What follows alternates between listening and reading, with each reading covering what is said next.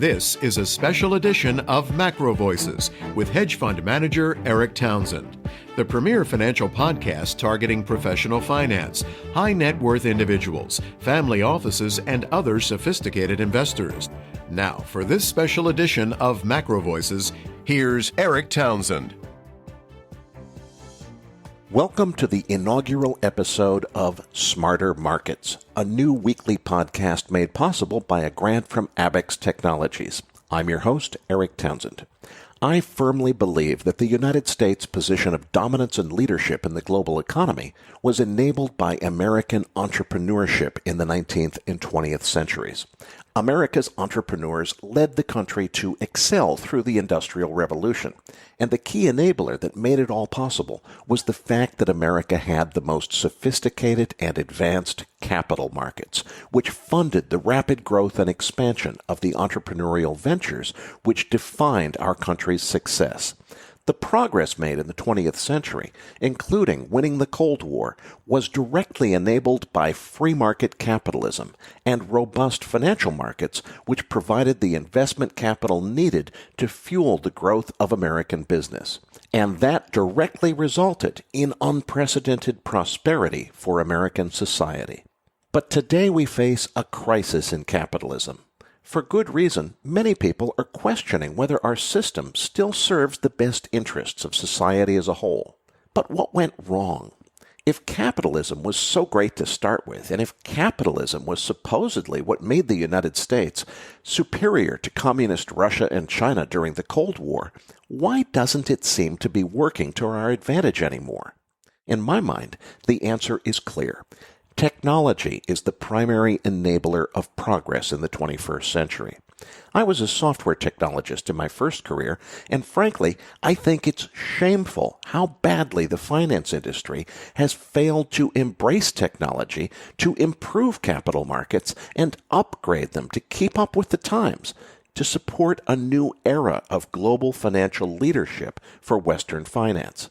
Now, to be clear, I'm not talking about embracing computer technology to outsmart financial markets and game the system to create an advantage for whoever can afford the fanciest computers. That's already been done, and I would go so far as to say overdone. But I'm not talking about using computers to beat the market at the expense of others in society. I'm talking about embracing technology to design and build smarter markets, which revitalize capitalism and bring it back into alignment with the best interests of society as a whole.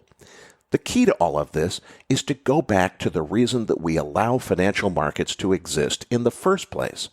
The stock market isn't meant to be a casino that exists just so Wall Street guys can get richer than all the people who actually work for a living. The purpose of capital markets is to enable the efficient formation of capital, to facilitate the growth and expansion of businesses, thereby creating employment and prosperity for all of society. 150 years ago, the United States had the best capital markets in the world, and that directly translated to greater prosperity for the American people. But are we applying the best innovations of the 21st century, such as machine learning and artificial intelligence, to designing smarter, more efficient markets, which do more to promote even greater employment and prosperity across all of society? No. Instead, we're applying those technologies to build quant hedge funds, which do a wonderful job of increasing the wealth of a select few millionaires by outsmarting the same antiquated markets that we've had in place for decades. But they do nothing to help everyone else. I say it's time for change.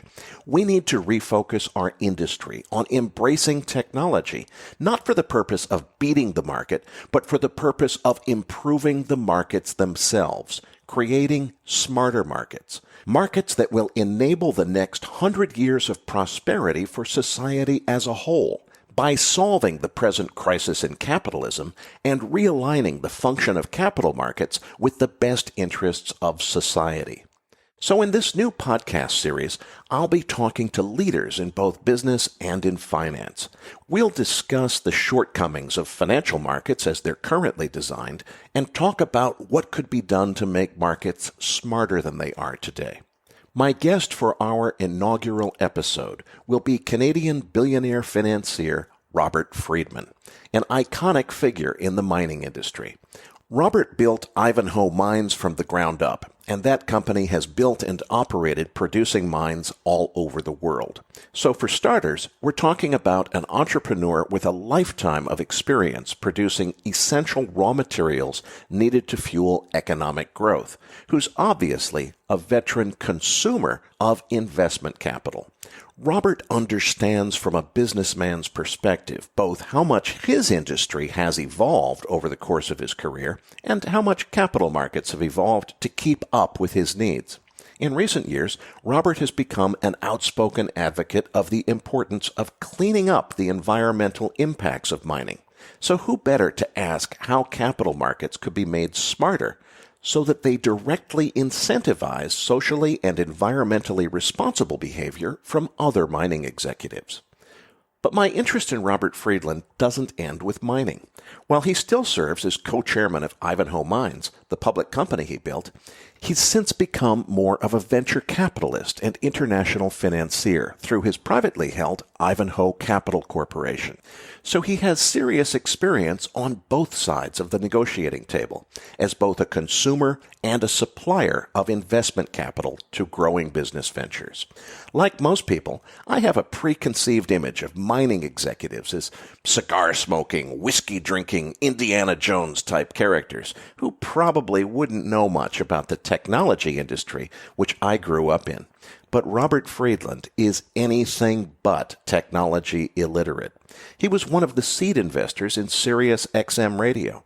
In addition to his other responsibilities, he currently serves as chairman and co-founder of iPulse, a technology startup that's commercializing a proprietary controlled energy technology that literally manipulates metals on a molecular level by blasting them with shock waves that are pulse modulated in billionths of a second at a time, enabling entirely new processes for shaping and assembling metals with previously unattainable degrees of precision. Now, remember, my goal for this podcast series is to talk to people with serious business experience who are able to think outside the box and re-examine how capital markets work and how they could be improved to better serve the needs of business and society as a whole. Who could be better than the Indiana Jones of mining with a healthy dose of MacGyver-style technology awareness and creativity for how to apply novel technology to solving challenging problems? Add to that the vision that supply chain industries like mining need to embrace environmental and social responsibility goals, and you have my first interview guest for this new podcast series. My interview with billionaire financier Robert Friedman is coming up next.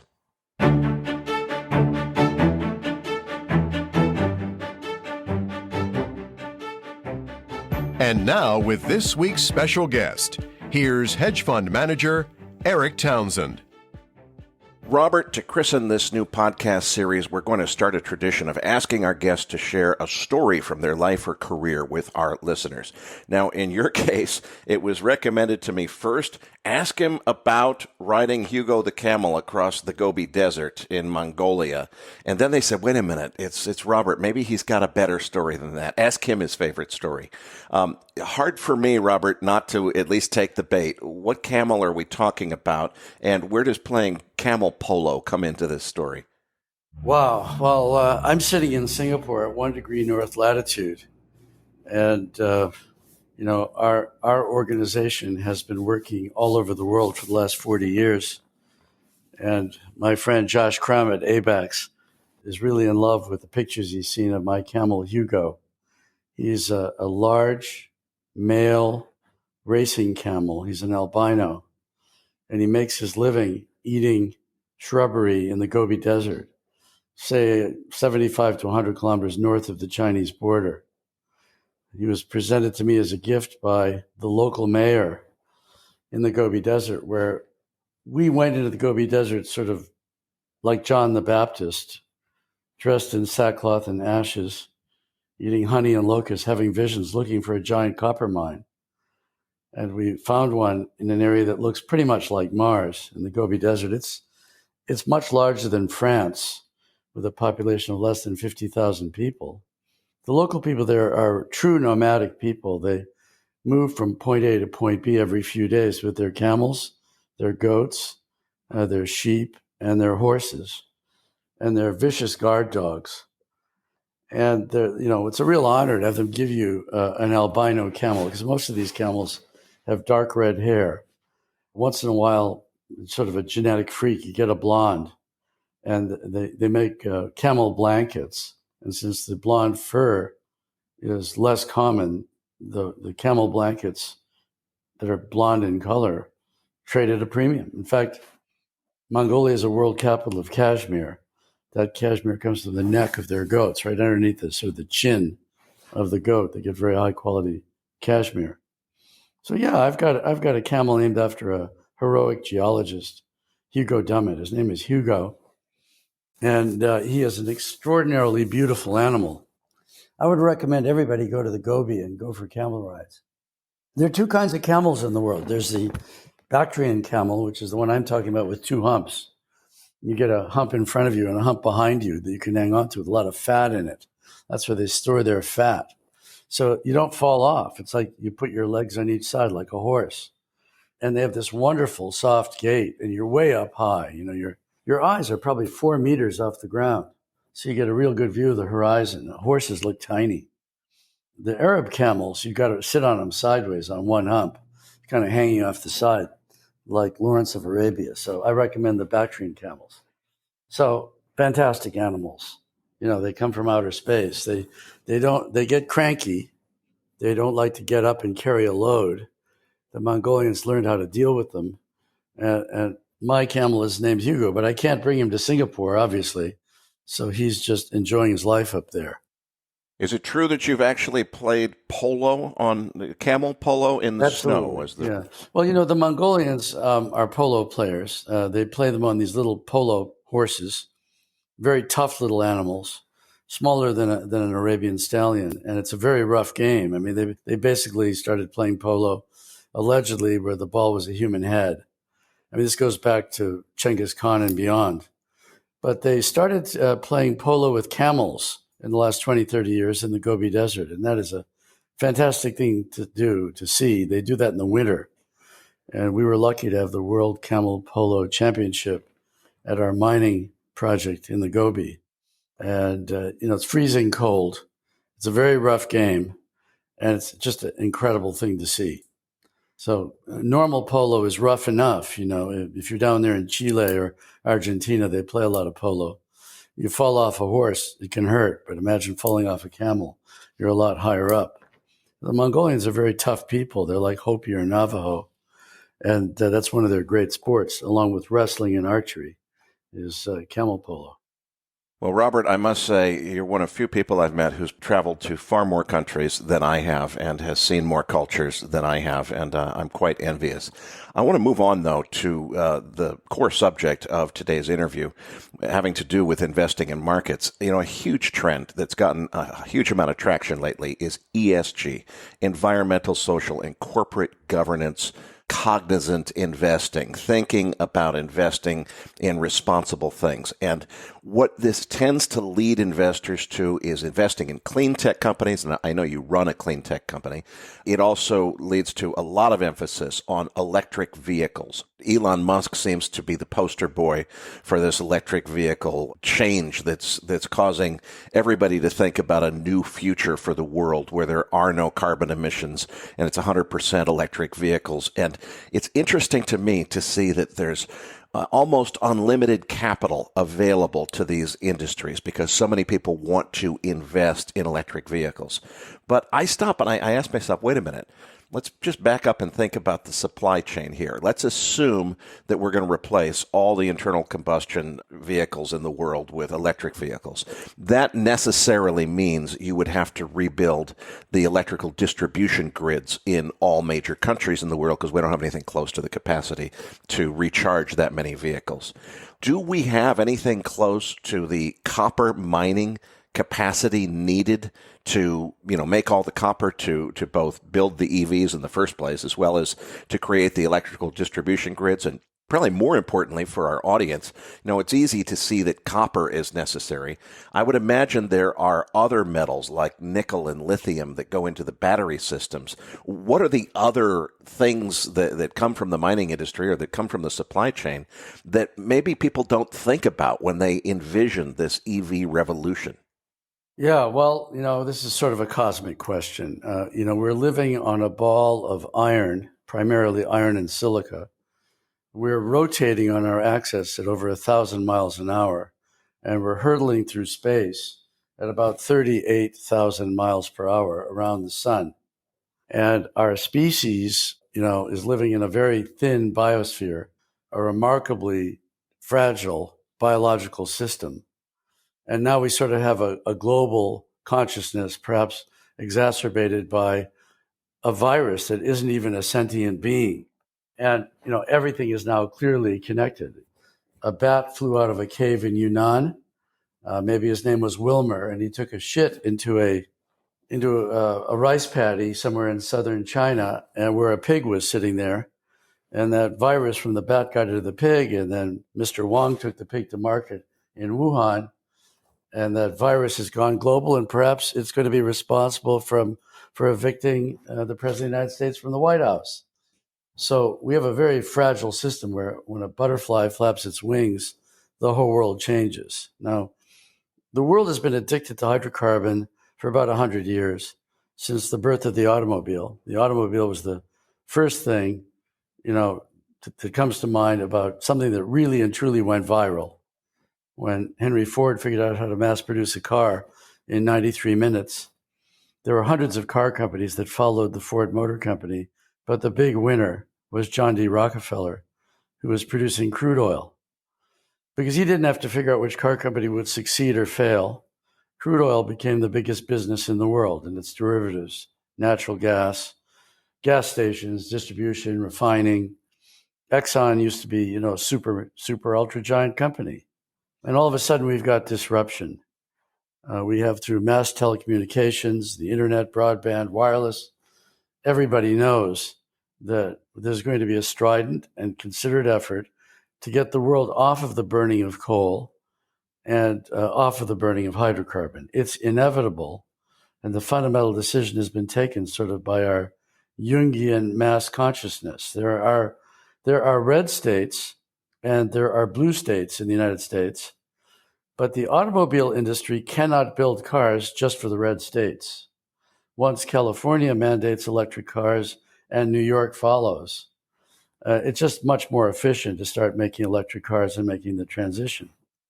So the whole supply chain is going to be dramatically disrupted, and we only have one periodic table of elements to work with. So if you picture my talking to you in front of Mendeleev's table of the elements, some of those elements are going to be losers and others are going to be winners. So this is not really great for carbon or coal, and it's not great for hydrocarbon, which is CH, a long chain molecule. The longer the chain of CH, the heavier the hydrocarbon. The shorter the chain, the more it's like methane or gas. And the transformation or the reduction in the use of hydrocarbon and coal in the way we generate and transmit energy will be the largest transition in our evolution of our species, that's happened in recorded modern history. It won't happen overnight. We won't get rid of all hydrocarbon or coal overnight, but President Xi Jinping just announced that China is going to be carbon neutral by 2060. Which is really tomorrow morning when you think about it. I remember going back 40 years. I'd already come back from years in India. So, 40 years is just a blink of the eye in human affairs. And China will have the largest GDP in the world. And, they made the decision to go on solar and wind and grid scale storage and be a world leader in electric cars. It's a command economy, and they can command it to do whatever they want. And Europe is heading in the same direction. Europe as a construct is new, and it wants to be very green. And so we get back to the supply chain. People don't understand that an electric car is only as good as the electricity that powers it. First of all, you have to evaluate how the car was made, how consciously the metals were produced, how easy is the car to recycle. But more importantly, when you plug it in, where does the electricity come from? A Tesla in the lower 48 states is 50% a fraud because 50% of the grid is generating electricity by burning coal. So it's not green. You're just adding to electrical demand.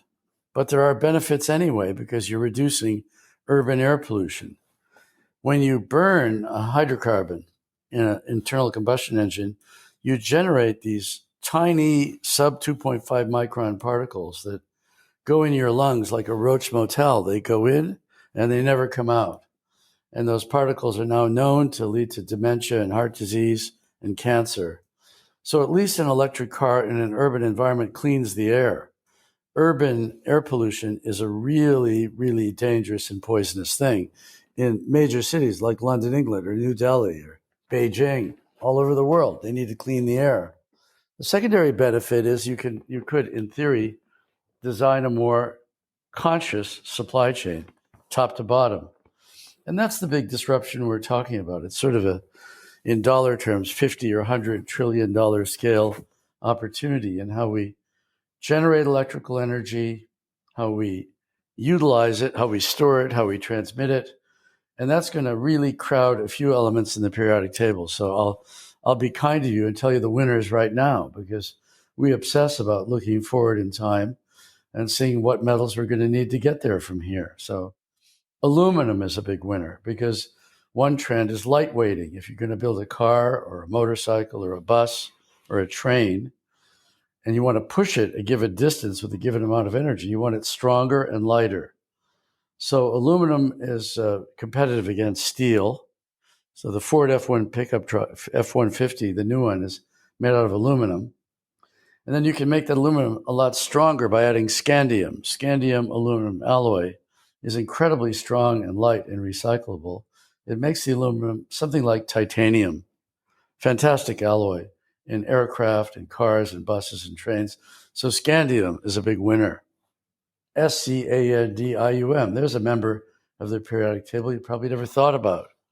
Obviously, copper is absurdly important because it conducts electrical energy better than anything in the periodic table other than things like gold and silver, which are too expensive for all uses. So copper wins. Silver is winning for solar energy, copper for electrical generation and transmission, and copper in the electric car. When I grew up as a teenager, a Ford Mustang with a V8 engine would probably have 40 pounds of copper per car. And then they invented the Toyota Prius, a hybrid. It had about 100 pounds of copper per car. And when you go to an all-electric car like a Tesla Model 3, there'd be 150 pounds of copper in that car. And when you have a big Mercedes S-Class electric car, a big one, you're pushing 200, 250 pounds of copper. And the batteries are basically nickel batteries. The word lithium battery is a misnomer. The cathode side of the battery is primarily nickel. And to dampen the nickel so it doesn't catch on fire, to prevent dendritic formation in the battery as it's charged and discharged, you need cobalt. So nickel, cobalt, and copper, along with the aluminum and the scandium to lighten the car body, are huge winners if you want to electrify the car. But what about generating the power? So we've got solar power, but the sun doesn't shine all the time. And we've got wind power, but the wind doesn't blow all the time. And those big windmills chew up a lot of birds. If you're flying north with your girlfriend, you're a Canada Goose, and you're just having a conversation with your girlfriend, all of a sudden, poof, she's just a big cloud of feathers because you flew into a windmill. There is no free lunch in Mother Nature. Everything we do has its downsides. And those windmills make a lot of noise and chew up a lot of birds. And more importantly, the wind doesn't blow all the time. So you need to store electrical energy. And I'm not talking about storing it in your iPhone or your iPad or in your PC. Those are nickel batteries with a lot of cobalt. But you need to store energy at grid scale. And so one of the greatest opportunities in human history will be to try to figure out how to efficiently and safely store gigawatt scales of electrical energy. Because you take Los Angeles, the city generates a huge amount of electrical energy in the daytime on a hot day when people turn on their air conditioner. But at night, when people go to sleep, there's a lot less electrical demand. So if you could just store that excess energy from the California grid at night and call it upon you for the 48 hours when you really need it at the peak of the day, that's a lot more efficient than building a new power plant, especially a coal-burning power plant. So the storage of electrical energy has to be revolutionized. And all of these technologies start looking back at the periodic table. And then there's the question of how we produce these metals. The mining industry is sort of a 17th century paradigm business. Every mine is located somewhere. You get on Google Earth and there it is. And it sits in a culture, it sits in a host community, it sits in a host government that wants to know what's in it for them. It's on their territorial imperative. It's in their country.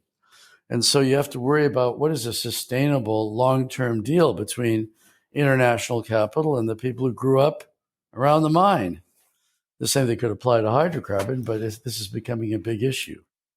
So we've been spending about 40 years, playing at the nexus of disruptive technology and the metals required to build that disruptive technology. And where do we stand in terms of the supply-demand balance? If you look at the vision, which is getting clearer and clearer, and a lot of people really believe in this electric vehicle revolution, how ready is the supply chain to deliver all the metals needed to build it? It's not. Because today, to meet the ESG criteria, let's say you want to build a mine, let's pick a place like Australia. You have to make a deal with the Aboriginal people under law. You have to sit down with the Aboriginal people, understand their culture, guaranteed training, employment. And if you don't get their buy-in, you can't build the mine. It's the same thing in Canada. There are Aboriginal people that are protected under Canadian law. And we realize now as a mining industry that it's very dangerous to build a mine wherever you have a positive water balance. You've probably never thought about this, but a positive water balance is where rainfall and snow exceeds evaporative loss. So if you go to Brazil and you see all that, endless jungle that looks like broccoli from an aircraft, it's raining more than it's evaporating. So if you build a tailings pond, that's the waste from the mining, you have to guarantee the integrity of that tailings pond in perpetuity. And that's a long time. If a tailings pond fails, those tailings, which are like wet cement, gravity takes them out and you can wipe out people. And there were 2 recent tailings dams failures in Brazil that killed hundreds of people. And then the mining company has huge contingent liabilities. So the banks don't want to finance new mines where you have a positive water balance. Think of British Columbia, Oregon, Washington, beautiful green trees. That means mining can only go to deserts where you have a negative water balance. That's where it's impossible for the tailings dam to overflow because it's evaporating more than it's raining. So the Gobi Desert or the Atacama in Chile, where it hasn't rained in 27,000 years, or the Outback in Australia, or someplace that looks like Nevada, that's where you can mine. But if you can't consciously mine in all the areas that are green, like the jungle in Panama or Indonesia, now we've automatically cut in half the space in the earth where we can go mining in the first place. And then, with the advent of the personal phone, the hand phone, every hand phone has got a very good camera. Every hand phone is an NGO. Anybody can pick up the hand phone and photograph what a miner is doing. And people think the miners are the bad guys. So James Cameron, he did that movie Titanic, but his better known movie was Avatar. And in that movie, the bad guys are the miners. It's off in the future. We need some metal called unobtainium. And in order to get it, they're disturbing these Aboriginal people that sit in a circle and hold hands and chant Om. Remember all that destruction of the miners in Avatar? But actually, in the future, if we're that advanced a society, we would mine a dead asteroid to get unobtainium. We don't have to disturb an Aboriginal society, but James Cameron was expressing the subliminal sort of crucifixion of the mining industry. The miners are the bad guys. When actually, the miners are giving you everything you need to live a modern life. Everything you touch is either the product of mining or you grew it agriculturally. And by the way, the combine that harvests the food or the tractor that plants the seeds are the product of mining. Or a water well is the product of mining. In fact, a water well is a water mine. So basically, the most primal of activities is mining. When we were cave people, we went out and mined some flint, to make a primitive tool.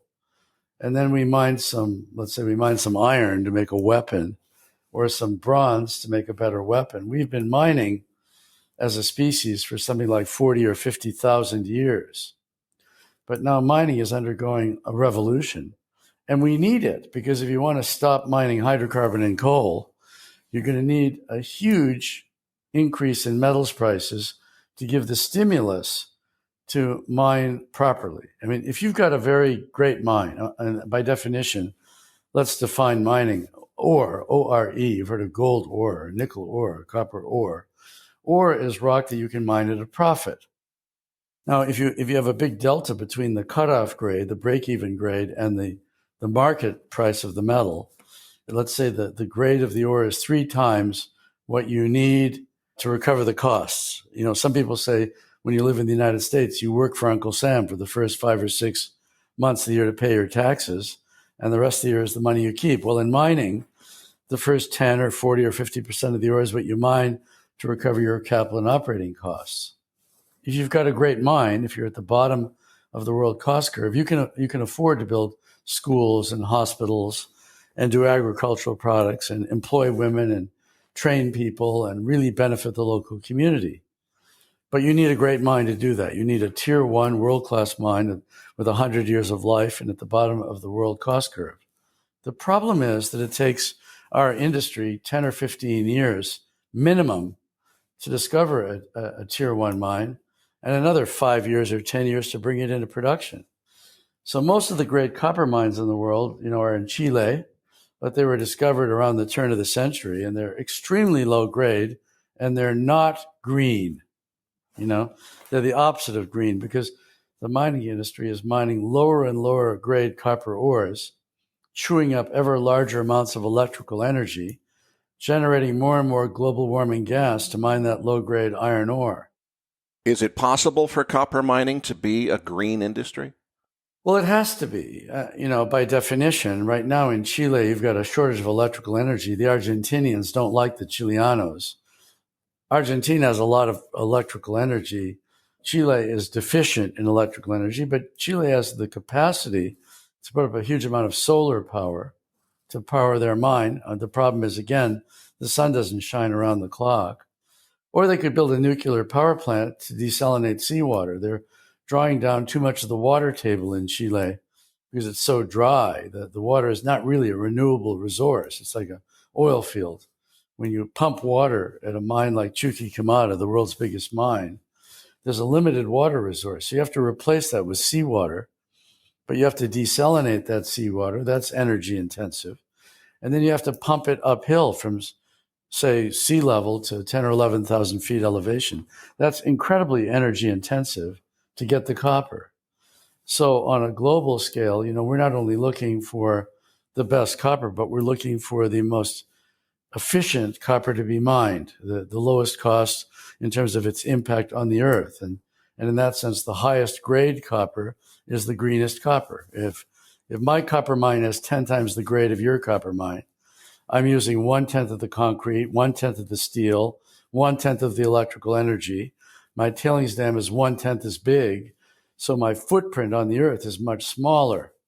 Someday we'll be mining Mars. We'll go to another planet to do the mining, but right now we're stuck with terrestrial mining. And if you want to electrify the world economy, the first thing I want to leave you with your listeners is the enormous quantum of electrical metals we're going to need to stop burning coal and to stop burning hydrocarbon.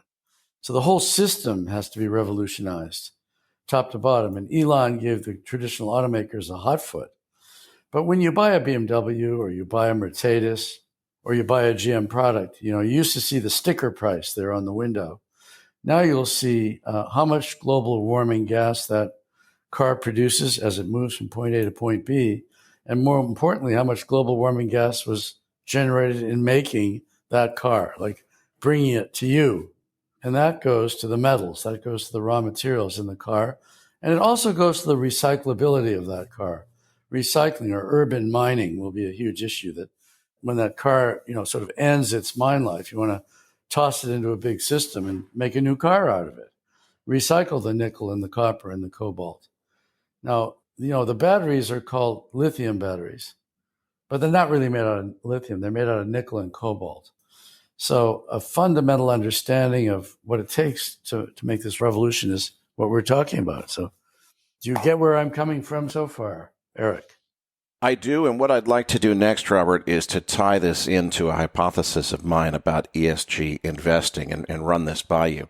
Here's how I see it. The good news is we've finally turned a corner where Wall Street, or at least parts of Wall Street, are recognizing social responsibility, and people see that we need to think about responsibly investing. Okay, I love the concept or the principle of it, but frankly, in practice, I think it's still very immature, because the way I see ESG investing is there's a bunch of people who are obsessed with doing green things who will tell you, oh, mining is bad, we have to invest in Tesla. And I think, wait a minute. If you care about the environment and you're investing in Tesla, look, the choice of investing in Tesla versus investing with a different electric car manufacturer isn't going to make any difference in the environment. But all of these companies are ultimately dependent upon a supply chain, which does have a very direct impact on the environment. So it seems to me like ESG, if you really wanted to fulfill its mission and its charter, wouldn't be looking at investing in Tesla. It would be saying, okay, where do we really worry about the planet? We worry about the planet in industries like mining. What we should do is specifically target investing in the responsible mining companies and avoiding the irresponsible ones that are really screwing up the environment. The problem is, I don't think that there's any easy way for investors to know the difference. You're a mining guy. Obviously, like any other mining guy, you're going to say that you're a green, clean mining guy. How do I know that? I, as an investor, I'm not knowledgeable enough to gauge that. And it seems to me that we need smarter markets that are somehow give the investor visibility into knowing who's doing good stuff and who's doing bad stuff. But I don't think ESG makes sense until you start looking at investing in the danger zones and picking the good companies in those danger zones. Does that make sense? Absolutely. You've touched on, a huge issue, which is all commodities are not the same. And the mining industry, by the way, is really making Herculean efforts to transform itself. Even the super giant mining companies, you may think that they're changing slowly, but there's a lot of disruption going on in mining. We used to burn hydrocarbon in the big trucks. And when you have hydrocarbon underground, the exhaust means that you have to have huge fans to replace all the air underground so that people aren't breathing toxic gas. So electric trucks underground mean that you spend less electrical energy to ventilate the mine. Electric trucks in an open pit, electric motor has huge amounts of torque. So mining is itself sort of the last great 17th century paradigm industry that is going to be profoundly disrupted. But the cloud and blockchain present an incredible opportunity to track every commodity right back to its source. I'll give you an example. Leonardo DiCaprio was in a film called Blood Diamonds. And, some diamonds were produced by forced child labor, say in the Democratic Republic of the Congo. Other diamonds are produced, mechanically without any human labor at all. And other diamonds now are made synthetically without any mining at all. They're made in a laboratory. So De Beers found out how to put a little microscopic trademark on the girdle of a diamond. You can't see it with the naked eye, but proving that it wasn't a blood diamond. With blockchain, you could trace every individual diamond back to its source with a certificate that comes with the diamond. So you make sure you're not buying a blood diamond. Now kids prefer a fake diamond. It is a diamond. It just wasn't mined. And, it can be produced at a very low cost compared to a physical mine. And maybe younger kids would prefer to have an artificial but real diamond, indistinguishable except you're a real expert from a natural diamond. So we're going to see the whole supply chain of metals revolutionized. If you mine copper in Chile, and this has been independently audited, and you burn coal in the grid and you grind enormous volumes of rock, of low-grade copper ore, if your production of global warming gas is X per ton of copper, and you compare that to going to the Congo, where you have hydroelectricity to produce the copper in very high grades, the copper mine we're building now has about 1/17 of the global warming gas per unit of copper produced compared to a large low-tonnage copper mine in Chile. So as people realize, not all copper is the same. It may all trade at the same price right now. Today, the price of copper is, say, $7,100 a ton. In the future, you're going to have 40 grades of copper trading based on how much global warming gas it produces. Even now, iron ore comes at different grades, and you're familiar that crude oil comes in different grades. You hear about WTI in crude oil. You hear about Brent. And you're talking about light sweet crude or heavy sour crude. We got used to the idea that different crudes had different prices around a reference price. And so every field of crude oil would sell its crude oil in reference to WTI or Brent. Well, that's going to happen to metals. And these metals are going to need to be tied back through NGOs and blockchain in how consciously they're produced.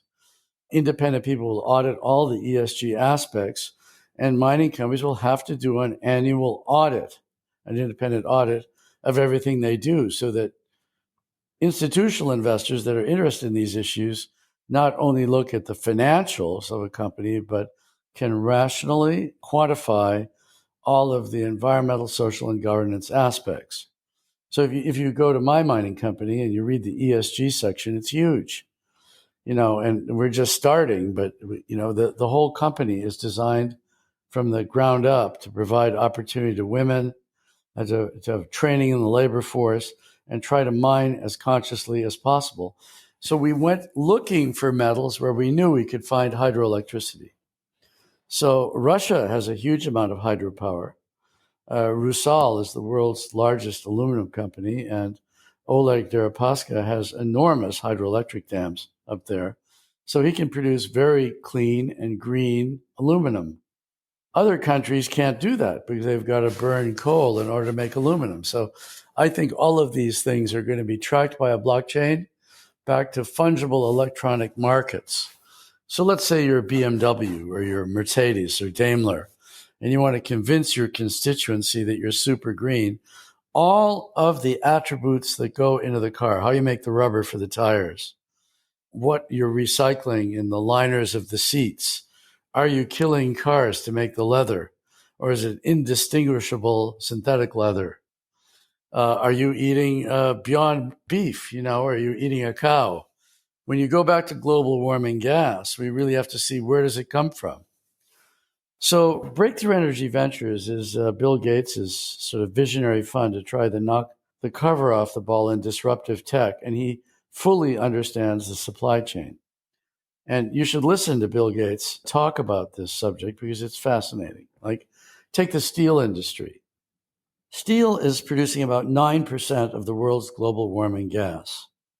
The process of reducing iron ore to steel, they use metallurgical coal, and that's about 9% of the total global warming gas produced on this planet. So if you can make steel without metallurgical coal, you make a big impact. And you know about meat, right? I mean, what comes out of the back end of a cow or a sheep or a goat is global warming gas. It's methane. And if you're really worried about global warming gas and your dog is sitting there panting, you got to kill your dog because that's global warming gas coming out of his mouth. Actually, when we have flatulence, that's global warming gas coming out of our rear end. So if you want to change agriculture, you want to stop eating meat, you want to make something, identical to meat, you've seen these startups that have very large market capitalizations like Tesla, because it's possible to make an acceptable type of beef without killing a gazillion cows. And you can make pork that tastes like pork without killing a zillion pigs. And the way we treat animals obviously results in viruses going global. We've learned that about wildlife markets in China, for example. So another industry to disrupt is cement. Just the process of making cement is another 5 or 10% of the world's global warming gas. So it's not just the automobile. The automobile transportation is about 60% of the use of hydrocarbon. And obviously, the electric car is part of that. But the whole thing has to be looked at sperm to germ, cradle to grave, womb to tomb, right? You have to look at the whole system, and it's all going to change. As people realize it, these kinds of podcasts are going to get people to sort of grok it. It's a complete systemic change.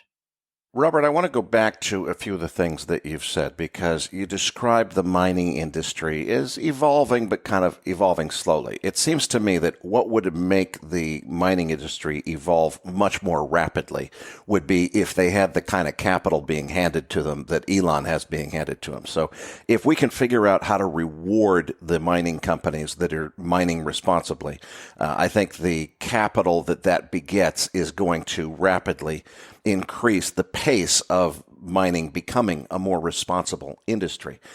As to how to do that, great minds, I guess, think alike, because you already said what I think the key to this may be, which is we're already thinking a little bit about the ESG crowd as kind of grading companies to invest in with an ESG grade. Is this an environmentally friendly company or not from an investor buying the stock standpoint?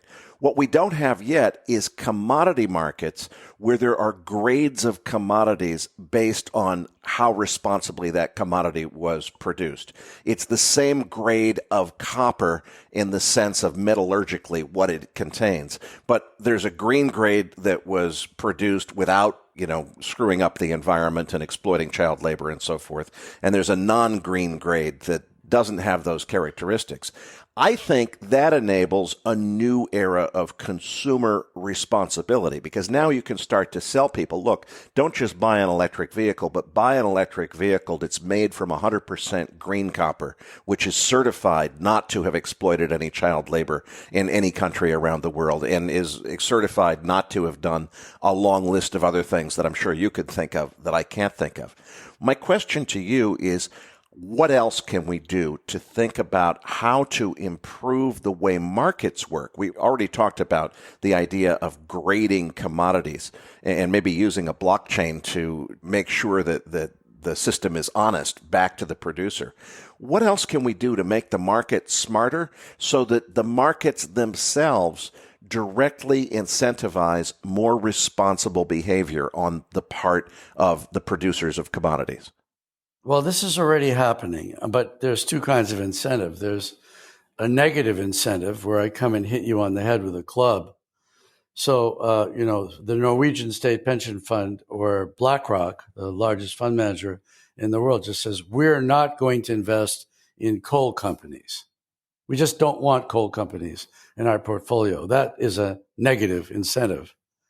And so all the major mining companies are sort of sloughing off their coal division because they're punished for the mining of coal. That's sort of the first step. But the more interesting step is the positive incentive, where the technology exists to grade every source of every metal in the world.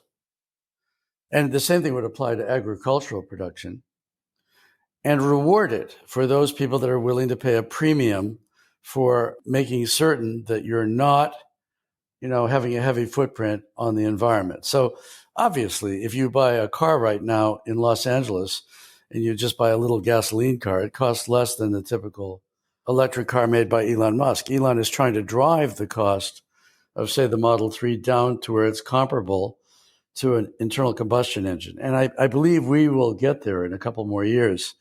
An electric car will be as cheap or cheaper, especially over its lifetime when you take the cost of driving it and you don't have to rebuild the engine and less global warming gas. Now, governments can penalize hydrocarbon production and reward the lack of hydrocarbon production, and we will be able to blockchain every metal, every commodity. So you're familiar with different grades of crude oil. You hear about Brent or WTI. And we penalize lousy crude oil that has a lot of sulfur, because that high sulfur crude oil just creates more sulfur dioxide in the atmosphere, takes more energy to refine to high quality gasoline.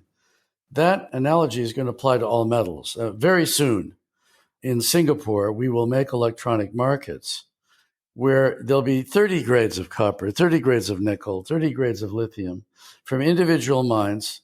They'll be blockchained and graded and audited annually, so that an automaker in Europe that wants to have the greenest car, they'll just say, okay, this is made with, this grade of copper, this grade of nickel, this grade of cobalt, this much energy went in making the car.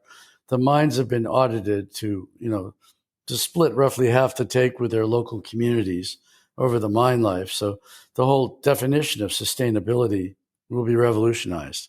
And I've seen this change coming in my own lifetime, and it's profound. And I would argue that actually the major mining companies are changing very rapidly.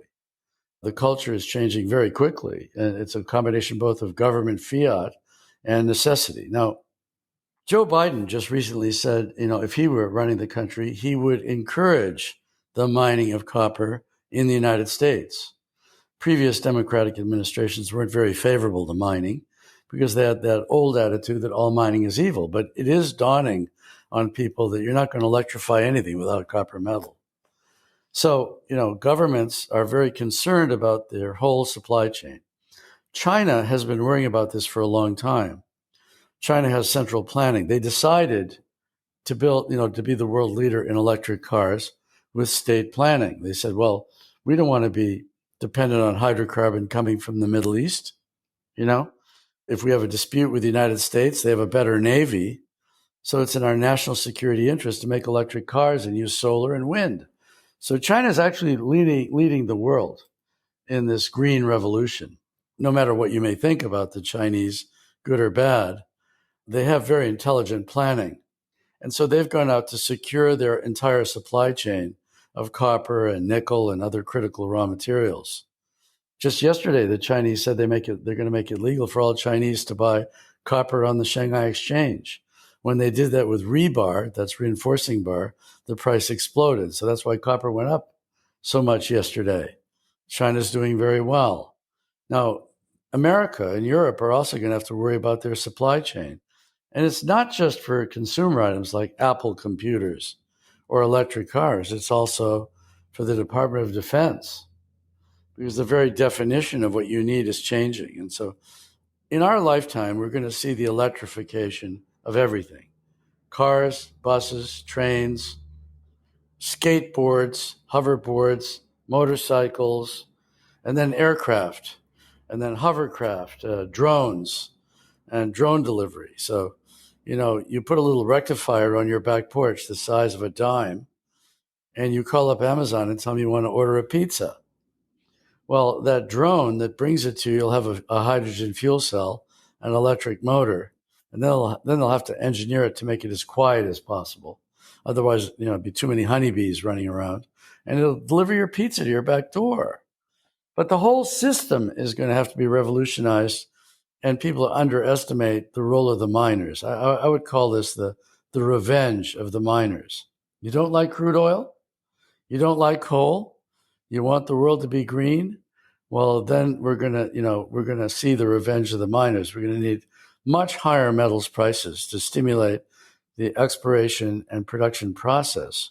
And if you want that process to be truly green and truly sustainable, if you really want to build schools and hospitals around the people that live where the mines are, then we're going to have to pay for it. There's no free lunch. So Bill Gates says there's two kinds of people that worry him. There's the people that don't understand the necessity for this transformation. And that's maybe half of humanity. Witness our recent revolution, our recent election. There's a lot of people that just deny the necessity for the transformation. And then even in, say, the blue states, there's the people that don't understand how difficult this is going to be. To transform the entire supply chain, to tie it to electronic markets and the supply chain means that you have to revolutionize Wall Street. You have to revolutionize what hedge funds invest in. So we obviously believe that copper is going to be money. It's been money in China for 5,000 years. We used to make our pennies out of money. We used to make our 5-cent piece out of nickels. That's why they were called nickels. We used to make our 25-cent pieces in the United States out of silver and our silver dollars. Just turns out that copper, nickel, and silver are absolutely essential to the electrification of the world economy. So we had it right intuitively. Gold, copper, silver, nickel, those metals are money. They've been money for centuries, but they're also what we need to electrify the world economy. So the United States dollar is failing against copper. The copper price is up 50% this year. The United States dollar is failing against iron ore. The United States dollar is failing against gold. The United States dollar is failing against a lot of the precious metals like platinum and palladium and rhodium. Rhodium is $14,000 an ounce today because you need rhodium to clean up an internal combustion engine. If you want to put a catalytic converter on a diesel engine, there's nothing better than rhodium. So, you're onto the right thing. We're going to have higher metals prices. We're going to trade them in new age markets, and they're going to be tied to the ESG aspects of their production. And this is absolutely inevitable. And Singapore is interested in being a leader in this kind of market. Like, you've got the old London Metals Exchange, but there are new players coming up that are going to change the way these metals are viewed and graded and traded. Opening soon at a theater near you. I want to ask you a little more about the monetary aspect of this, because a lot of investors are looking at what's going on right now in terms of the whole MMT trend and governments, whether it be around an MMT narrative or not, really being inclined toward a lot more deficit spending. A lot of people are looking at all of this and interpreting it to say, okay, gold has to be the big winner, because it's not just the dollar against other fiat currencies. It's all fiat currencies devaluing in real terms. And people say, okay, gold is the winner there, so therefore gold mining stocks is the place to put my money. Now, you're a multi-decade veteran of this mining business. Is it really that gold stocks are the place to be, or is copper mining actually a better benefactor? Because you think about where all this deficit spending is going to be spent. A lot of it's going to be spent on very expensive copper to rebuild the electric grid. So does it make sense if I'm an investor and I'm concerned that, AOC and company are going to print billions or trillions of dollars and it's going to debase the value of fiat currency? Should I be buying gold mining stocks or copper mining stocks? So this is a great subject. Thank you for asking that question. To quote Richard Nixon, look, even Mitch McConnell and the Donald have been printing trillions of dollars of deficit spending.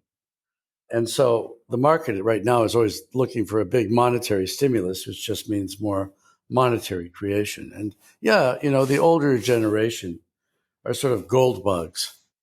Gold has been money for thousands of years. But I don't know of a fundamental disruptive technological use for gold. We used to put it in our teeth in dentistry, but now if you have gold teeth, you kind of look like a mafioso. We have nice white enamel that's invisible to put in your teeth.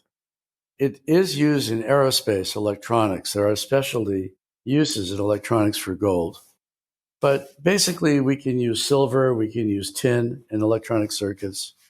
And then we have gallium arsenides and other metals that are very good in consumer electronics. So I would say that gold is not that useful other than tradition to the older guys. Kids, would like a blockchain product. It could be a Bitcoin or it could be a different blockchain currency. What they don't understand is that they're not green. There's huge amounts of electrical energy consumed in mining Bitcoin. And it's inherently not greener than mining gold. Both of them are existentially meaningless, other than you need them as a store of value. And I think they're equally valid. I mean, Bitcoin has outperformed gold this year against the United States dollar. But gold has done well. But, rhodium has done better than anything. Rhodium has gone from $500 an ounce to $14,000 an ounce because you need it. It's rare and you need it. You need it to clean up a diesel engine. When Volkswagen got in trouble with Dieselgate, they were cheating on the measurement of the global warming gas coming out of their diesel engines. The only way to clean those diesel engines up efficiently is with rhodium metal. And since the penalty to Volkswagen Group is north of 40 billion US, you can bet they're trying to clean up their diesel engines. They need the rhodium. So the rhodium is a precious metal that you need. So I would argue that the metals that become more valuable are the metals that you actually need. So there are a few elements in the periodic table that are absolutely critical to the electrification of the world economy, to the generation of electrical energy, to the transmission of that energy, and the storage of that energy. So when you ban coal and you ban hydrocarbon, it's like trying to get the contents of the Hoover Dam through a garden hose. We're going to have much higher prices for certain critical raw materials. And as I was, wanting to tell you earlier, aluminum is a big winner because it makes things lighter than steel. Specialty steels, lighter steels, require higher quality iron ore, specialty metallurgy to make a steel object lighter and stronger. But if you take a ladder, an aluminum ladder, if you add scandium to that ladder, you use a lot less aluminum and the ladder gets a lot lighter. And aluminum is just electrical energy in solid form. It takes a huge amount of electrical energy to make aluminum. So the lightweighting theme of making trucks, buses, trains, motorcycles out of scandium aluminum alloy is revolutionary. Once you add scandium to aluminum, you can 3D print that scandium aluminum alloy. You can Google the Airbus Light Rider. It's an 8 kilowatt hour battery. It's an electric motorcycle that is 3D printed. Super light, incredible motorcycle, very fast. It only weighs about 35 kilograms. So it doesn't matter whether you're making a skateboard or a motorcycle or a car or a bus or an SUV or a drone or an aircraft. You want to make it stronger and lighter if you want to reduce the generation of global warming gas. So copper wins, silver wins, nickel wins, cobalt wins, vanadium wins, scandium wins, aluminum wins. Those are the elements in this periodic table that remain relevant and will become more and more valuable against the United States dollar, given that it is an absolute good to green the world economy. And there are correlates in agriculture. You still need fertilizers. So the way you produce potash or potassium may change. You need to grow food, and how you grow that food, how you transmit that food. So, you may grow your strawberries in Chile in the Chilean winter and then enjoy them in New York. But how do you move those strawberries from Chile to New York? The whole system is undergoing a new analysis. Take, let's say you go to the Imperial Valley of California and do you like avocados? When people started eating avocados on toast, the price of avocados went berserk, but people were eating less ham and eggs. So if you grow an avocado in the Imperial Valley, that takes a huge amount of water. If you grow a pistachio nut or an almond in California, there's hundreds of gallons of water in one almond. So where are you going to get that water? How much water are you going to consume? How much water are you putting in your mouth when you eat a pistachio nut? So the Chinese people have gone crazy for almonds and pistachio nuts. We can't grow them fast enough, but that's challenging the water table in the Imperial Valley. So all of these issues go back to the ability to blockchain and audit the supply chain. An almond is not created equal. A pistachio nut, an avocado, a bar of copper or gold or silver or nickel. And I believe everything is going to be blockchained and traded accordingly insofar as how consciously it's produced out of the crust of the earth. And this is a big deal we're talking about. Robert, that's a perfect segue to my next and final question, which is today's podcast is sponsored by Abax Technologies, a company which probably almost none of our listeners have ever even heard of before. In the interest of full disclosure, both you and I were angel investors in this company, so I want to make sure that we're open about that. Something I noticed when Josh Crum, the founder of the company, tweeted about the upcoming reverse merger, which is going to make the stock available for public trading probably in the first week of December or so, was some of the initial investors were kind of chiming in, and I realized there are different people who have totally different concepts of what this company is and what it's trying to accomplish and why it exists. And I don't think that's a bad thing. I think it's actually different things to different investors. You were one of the very first angel investors to provide the seed capital to launch this company, Robert. What the heck is Abax Technologies? Please introduce our listeners to it. What is this company? What does it do? And I bet we're going to find future interviews with other investors are going to tell a different version of the same story. Well, it's like the story of a blind man encountering an elephant. It's the old Sufi story. Is it a barn door that swings, or is it a wet hose in his face, or is it a tree that he's hugging? Or, what is it that we're trying to describe here? Well, I'm an American citizen and a Canadian citizen, but I live in Singapore. It's my home. I've been here 25 years.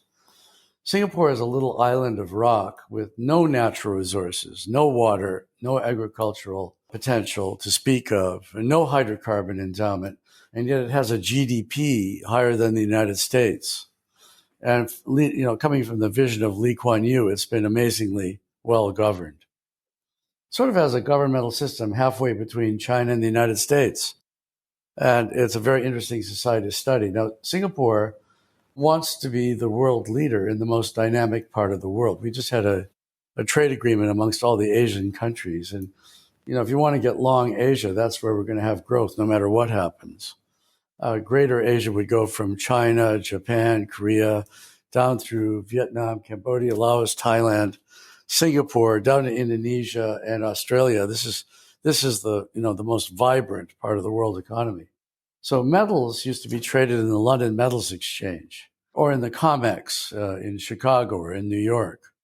But a lot of the veterans in blockchain and metals trading from NYMEX formed ABAX as a private startup to revolutionize electronic commodity markets.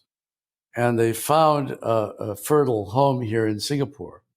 Singapore has a very large group of sovereign wealth funds. There's Temasek and GIC. Between them, they run several $100 billion. And Singapore wants to be host to disruptive, non-polluting industry. One example is James Dyson. He revolutionized the vacuum cleaner, and he uses very powerful batteries, which need nickel and copper in those vacuum cleaners. He builds them here in Singapore. Now he's revolutionized the hair dryer. He's got a new hair dryer that, half of humanity will want to own. That's a super cool hair dryer. You've seen his electric fans with no blades. So people like that are coming to Singapore because they understand the supply chain. NIDEC is the world's biggest builder of electric motors. They're here in Singapore. Now, when it comes to the electronic markets, Singapore already trades iron ore. Iron ore used to be an annual negotiation between the steel mills and the iron mines. Now there's a reference price for iron ore that trades right here in Singapore.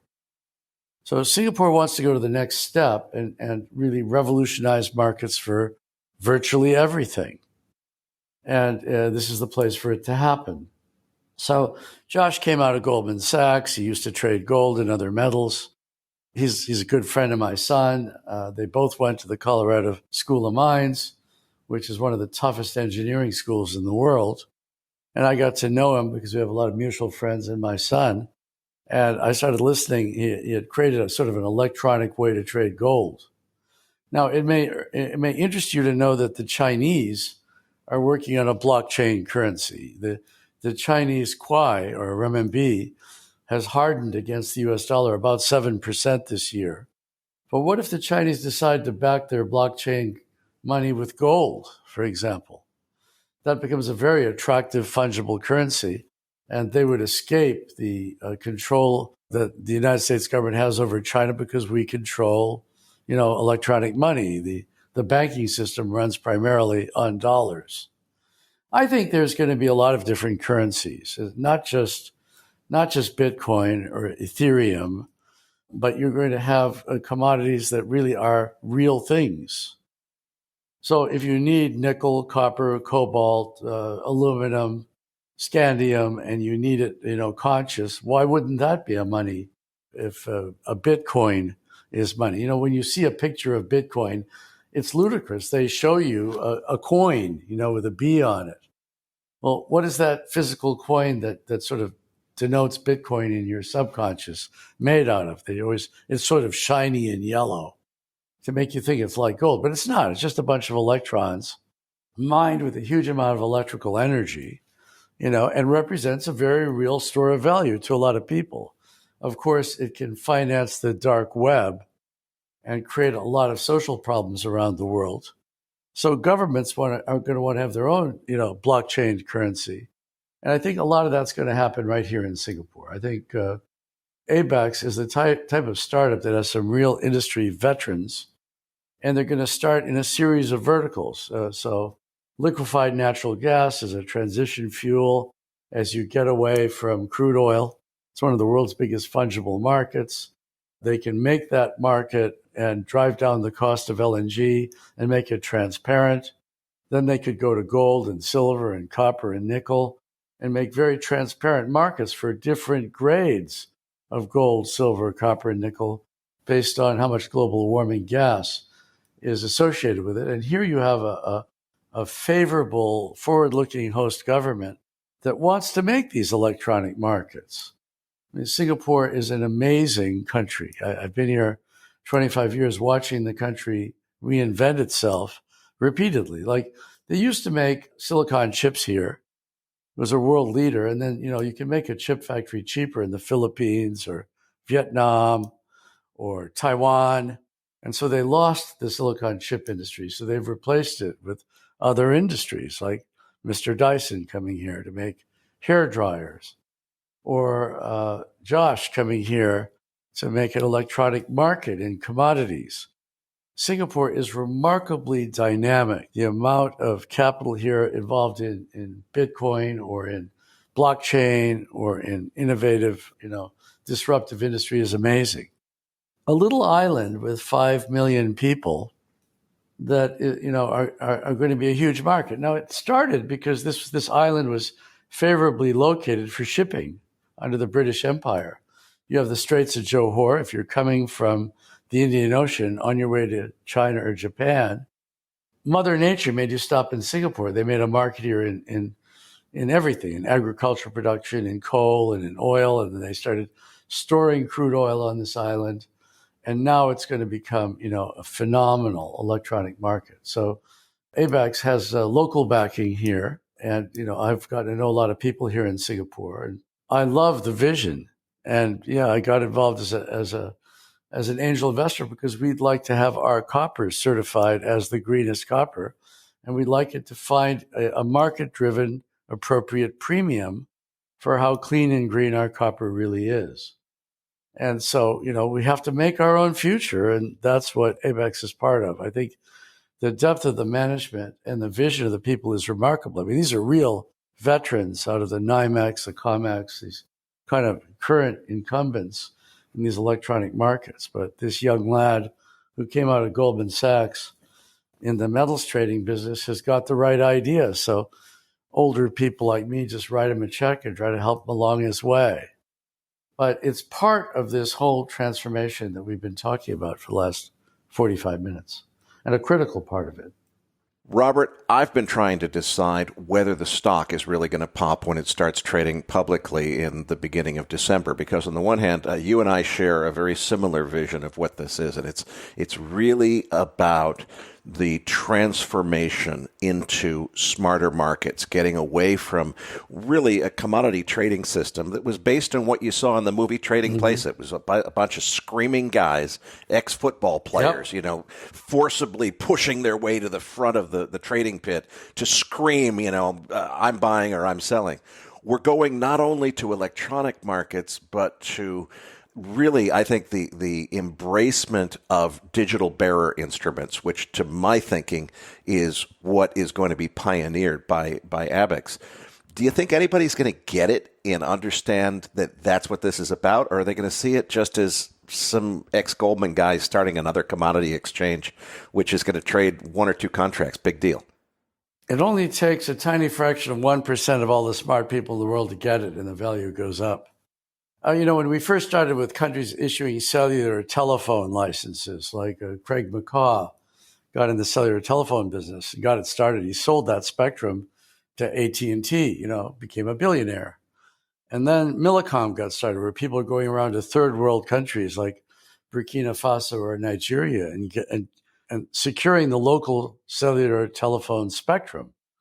And then that spectrum became very valuable. A license for a certain bandwidth of radiation enables you to have 5G. Look at the value of a 5G license, gigadollars. So that's sort of invisible real estate. Now we're changing the definition of what is money. It used to be just the United States dollar. And you can see the United States dollar is failing against a lot of asset classes. So blockchain is a huge revolution enabled to track, electronic record right down to the source of literally anything, a bottle cap. And the definition of what is money will be closer to what you really require. If you're in the car business and you're in love with copper or lithium or nickel, you can choose to put your source of wealth in those elements in the periodic table. So, the owner of an electronic market, there might be billions of trades driven by machine learning. And, the owner of the market just takes a little beep out of each trade, a little bite. In Spanish, you'd call it mordida, just a little bite out of every trade. And that gives you sustainable perpetual revenues. And that becomes a very valuable equity. So will it happen? Of course it's going to happen. Will people understand it? Of course they'll understand it. Because, this kind of blog lives on, this kind of podcast, off it goes. And one podcast, begets another, and then the market starts trading. So everything has to start somewhere. I mean, I remember when Elon was starting, his first electric car wasn't that impressive. Or when Thomas Alva Edison, made the first light bulb, there was no place to plug in a light bulb. So he went out and strung a line of direct current lights in New York City. It was called the New York Electric Light Illumination Company. He sold light, not light bulbs. And that company was floated at maybe 30 cents a share in the 1880s. And today it's called General Electric, So everything has to start somewhere. I think all of this is accelerating. I think the development of a fungible market in everything that is linked back to blockchain is opening soon, not at a theater near you soon, but immediately. I think it's going to happen. And of course, Singapore wants it to happen because if it doesn't happen here, it'll happen in London or New York or Beijing or Shanghai. But Singapore is in the perfect spot in the Asian time zone. It's sort of gaining face against Hong Kong. It's right smack in the middle of this new free trade zone. And it's like the hippest, most interesting of governments, supporting blockchain, supporting the disruption in the internet, because what a great business for Singapore to have. It attracts hedge funds and pension funds and money managers and money traders. It's always been an entrepot of trading. And I'm hyper bullish on Singapore. I don't have enough words to tell you how interested I am. I made a movie with our movie company called Crazy Rich Asians. It was the first major film filmed here. Time Warner was our partner. Time Warner is now AT&T. And, that film went viral. It was the first film with all Asian actors. But it did a pretty good job of portraying what Singapore looks like. You told me you were here before and you love the place. A lot of expats that come here love it because we have no COVID-19. I mean, zero. and all the hotels and restaurants are open, and life is good because this little island did a very good job of managing the virus. Now, maybe we're going to, Moderna is going to bail us out. And, we're back to the races in 6 months. But Taiwan did a good job. South Korea did a good job. Japan did a good job. Thailand did a phenomenal job in managing this virus. And so I think this place is intelligently run, and I'm very fond of it. As an American, as a Canadian, and all of the other expats I know that live here, we all love this place. So come on back and let's get this electronic market going. And I think we'll be doing the world a favor. I think everything that Josh and his team are doing in ABAX makes tremendous, innate, great sense. It's funny, though, that the company is taking over, in a reverse takeover, an old world company. It's an iron mining company in Canada. It was called New Millennium Mining. And, it's a reverse takeover. The company's still going to own billions of tons of iron ore for free in the company that it's taking over. It'll be renamed ABAX, and then at some point it'll have to figure out what to do with all that iron ore, But it does underpin value. Those billions of tons of iron ore have value. But the real value is the perceived value of disruptive technology. That's the coolest place, you can be, So all the mining companies I know are going to look to this. We're going to want to prove that we can create low carbon nickel or iron or platinum or palladium and see it get traded here. So thank you for being part of making it happen. I didn't realize you are also an angel investor. Lucas Lundin, who's from Sweden, he's a very good friend of mine. He also invested. The Lundin family are famous for the work they've done in mining and heretofore in oil and gas. They discovered oil and gas in Norway. But, they're thinking the same way I am. So there's a lot of really interesting people that backed ABAX from the beginning. It's going to be fun. Well, Robert, I'll look forward to perhaps I'll have the honor of buying the first green copper futures contract, and you can sell it to me. And if I make a big enough profit on that trade, I'll take you to dinner at the Tippling Club in Singapore, which is one of my favorite restaurants. That's fantastic. I tell all my friends you should build your new house out of copper bricks, cover that copper with gypsum wallboard so you forget it's in the walls, and 10 years from now you'll be able to tear down that house and buy a fleet of electric Lamborghinis with your profits.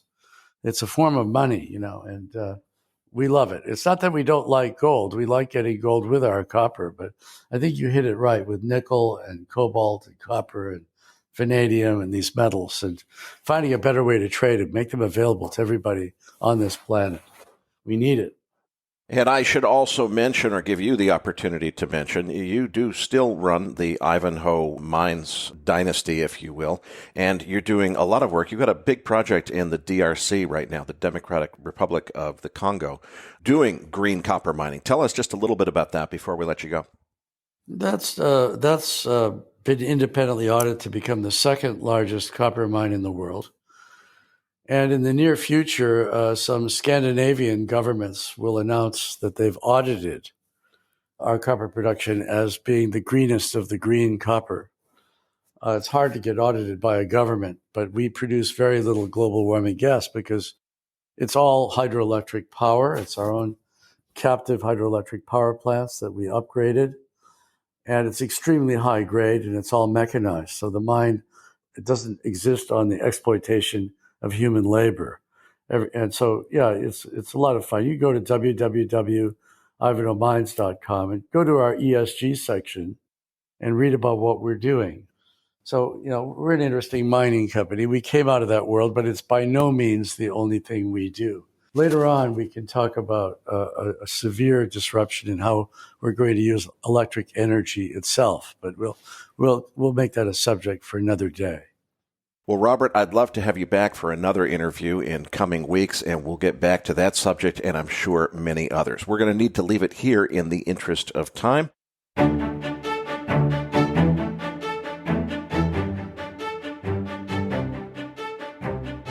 That concludes this edition of Macro Voices. Be sure to tune in each week to hear feature interviews with the brightest minds in finance and macroeconomics. Please register your free account at macrovoices.com.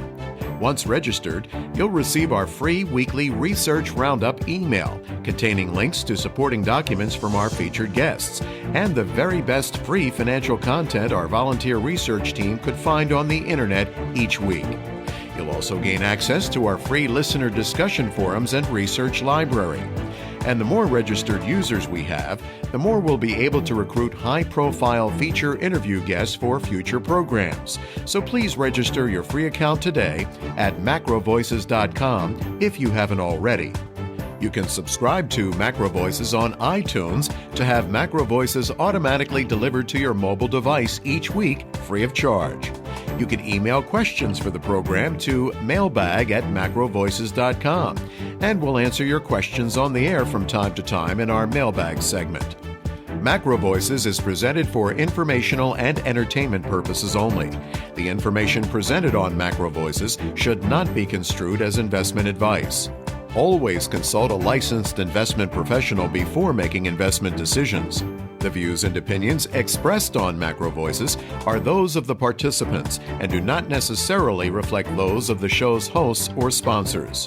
Macro Voices, its producers, sponsors, and hosts Eric Townsend and Patrick Ceresna shall not be liable for losses resulting from investment decisions based on information or viewpoints presented on Macro Voices. Macro Voices is made possible by sponsorship from BigPictureTrading.com and by funding from Fourth Turning Capital Management, LLC. For more information, visit macrovoices.com.